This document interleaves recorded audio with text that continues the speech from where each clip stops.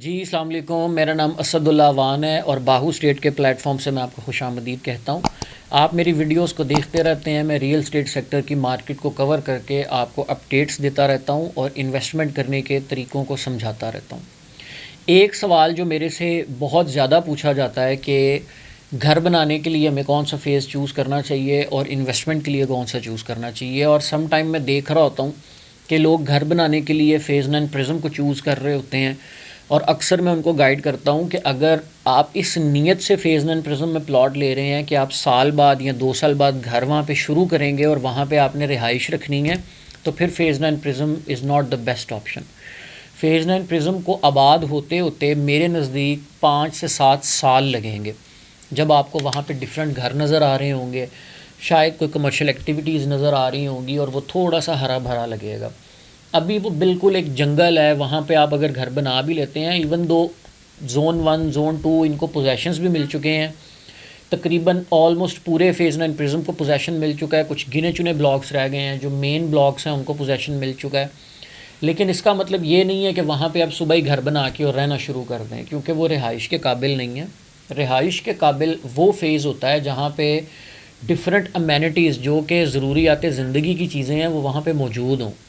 For example वहाँ पे park मौजूद होना चाहिए, मसाजिद वहाँ पे मौजूद होनी चाहिए, स्कूल मौजूद होना चाहिए, कमर्शियल एक्टिविटीज़ होनी चाहिए, लेफ़्ट राइट घर होने चाहिए, ताकि आप वहाँ पे सुकून से अपनी ज़िंदगी गुजार सकें। तो इन सारी चीज़ों को मद्देनज़र रखते हुए और जो फ़ेज़ अभी इतना ज़्यादा हमारे बजट से बाहर नहीं गया वो है फ़ेज़ 7। अगर हम फ़ेज़ 7 में एक कनाल के प्लॉट को देखें तो वो तकरीबन 2 करोड़ रुपए से लेके पौने 4 करोड़ रुपए तक जाता है। मतलब एक कनाल का प्लॉट अगर आपका बजट कम भी है तो 2.5 260 में आपको एक बेहतर लोकेशन का, अच्छी लोकेशन का प्लॉट मिल जाता है, जहाँ पे लेफ़्ट राइट घर बने होंगे, उस स्ट्रीट में घर बने होंगे। वहाँ पे आप प्लॉट लेके अपने घर को तामीर कर सकते हैं और वहाँ पे रिहाइश भी रख सकते हैं। और अगर आप प्रीमियम प्लॉट्स की तरफ जाएं तो वो फिर 3.25 3.5 इन ब्रैकेट्स में आना शुरू हो जाते हैं, पौने 4 के प्लॉट होंगे। लेकिन इसके साथ ही फ़ेज़ 6 लगता है। सेम लोकेशन का प्लॉट अगर हम वहाँ पे देखते हैं तो हमें 5.25 5.5 की ब्रैकेट में वो प्लॉट मिलता है। वही वाला प्लॉट हमें यहाँ पे फ़ेज़ 7 में पौने 4 और 4 की ब्रैकेट में मिल रहा है, 3.5 से 4 की ब्रैकेट में। तो ये जो गैप आ रहा है 2 करोड़ रुपए का, इसको आप अपनी कंस्ट्रक्शन में यूटिलाइज़ कर सकते हैं। और एक टाइम ऐसा आएगा कि 7 6 की प्राइसेस पे पहुंचा होगा और 6 5 की प्राइसेस पे पहुंचा होगा, क्योंकि फ़ेज़ 5 इस वक्त सबसे महंगा है। तो घर रखने के पॉइंट ऑफ व्यू से, रिहाइश रखने के पॉइंट ऑफ व्यू से फ़ेज़ 7 बहुत बेस्ट फ़ेज़ है।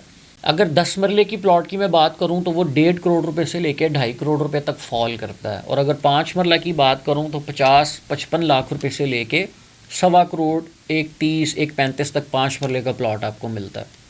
पोजेशन प्लॉट होगा, अच्छा प्लॉट होगा, आप उस पर घर तामीर कर सकते हैं। प्राइसेस अभी इतनी ज़्यादा नहीं हुई कि आपकी रेंज से बाहर चली जाएं।